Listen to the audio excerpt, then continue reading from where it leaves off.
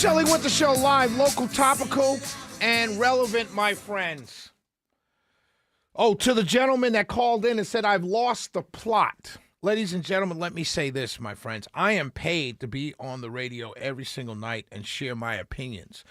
If you disagree with the opinion, you're more than happy. That's why I give out the number. You're more than happy to call in. The plot that I'm trying to tell you is that there were guys in the park playing basketball who had just talked smack.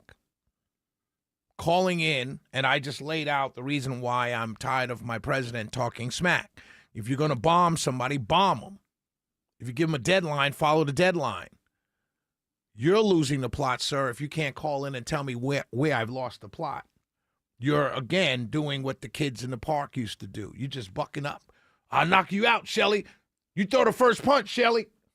You're just calling in, yelling at the call screener, and then hanging up. Because you really have nothing to say. Oh, what a day I had. So listen, lady, should I do this now? Yes. Let me tell you, the day that I had today, and it kind of ties into what I just talked about. Let me tell you. So I shout out to Jay Cunningham. For those of you who don't know, Jay Cunningham is the owner and of Superior Plumbing. You hear them advertise on our station, right? And he's built this like a plumbing company into a magnificently huge business, right? And I'm going to use them as my plumber because I don't really have a plumber. I need a plumber.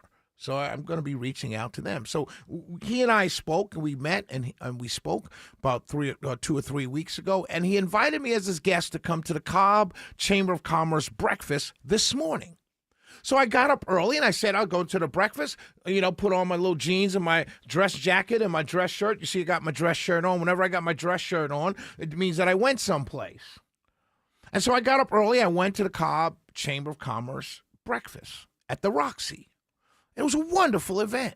Brian Kemp, my guy, my dude, my ace Boone Coon. He was the keynote speaker. And so I was definitely interested in seeing him speak. This is kind of it for him, the swan song, if you will. And so I went to the event, and while there, I met a gentleman who 3 months ago started here in Georgia as the president of the Georgia Manufacturing Association. I don't have the card. His name is Jim Ledbetter, I believe. I mispronounced the last name, but his first name is Jim. He just started. He's 3 months in to the business as the president of the Georgia Manufacturing Association. These are all businesses that are manufacturers, from 10, 15,000 employees all the way down to 5, 10, 15, or 20, right? Everybody in between. And these people, these companies represent millions and millions of Georgians who work at these plants. Many of you listening to me now might be an employee at one of the companies that were at this event. So he told me we're having a candidates forum across the street. I said, I'd like to come. He immediately texted his people, said, yeah, come on. So I went across the street, the Comcast building from Roxy over at the Battery. And they had, the Georgia Manufacturing Association, had all the candidates. Keisha Lance Bottoms was the only one. And they went Republican, Democrat, Republican, Democrat. So the first candidate who spoke was Derek Jackson. Then they had Derek Jackson, I think then they had Chris Carr. And then after Chris Carr, they had Michael Thurman. Then after Michael Thurman, they had Brad Raffensperger. And then after Raffensperger, Jesse Estevez was coming in, and they went flip-flopped all the way down. Rick Jackson was going to be the last, but I had to come to work. So I saw Brad Raffensperger speak, and then I had to leave. But let me tell you something.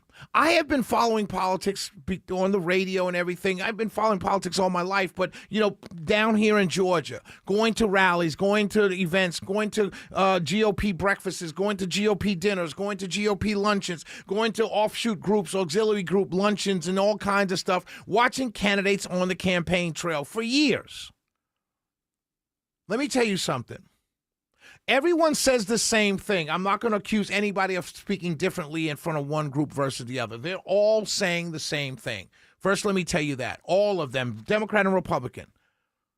But in front of a group of manufacturers, people who employ people who have to make sure payroll and timesheets and payroll is made investments are made in research and development. People who have to look at the world slightly differently than Joe, who's the member of the Cobb GOP. Totally different viewpoint. Looking at the world completely differently. The candidates have to respond to this group of people much differently than they have to respond to the Women's Auxiliary Group, Women for Trump, or Republican Women of DeKalb County, whatever group it is. Completely different. You know why? Because the groups that are activist groups that are members of different organizations are more emotional. Manufacturers, it's about the bottom line.